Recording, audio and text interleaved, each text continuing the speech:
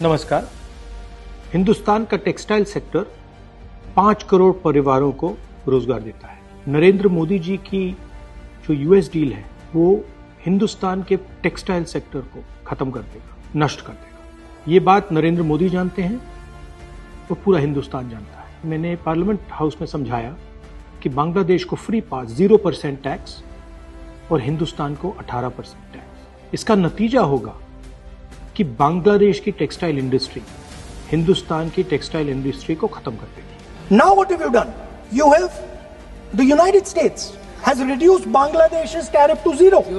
And our tariff is 18%. What do you expect our textile people to do? Their competitor is Bangladesh. If Bangladesh imports US cotton, they have 0% duty. Finished. Textile industry gone. Narendra Modi ji के एक मंत्री ने बोला कि अगर हम भी US cotton import करेंगे तो हमें भी वो फायदा मिलेगा।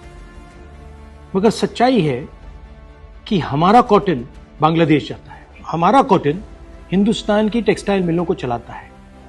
तो अगर हमने बांग्लादेश का रास्ता चुना तो हमारे पूरे के पूरे कपास के किसान और कॉटन की इंडस्ट्री खत्म हो जाएगी, और अगर हमने नहीं चुना तो हमारी टेक्सटाइल की इंडस्ट्री खत्म हो जाएगी। ये सच्चाई है।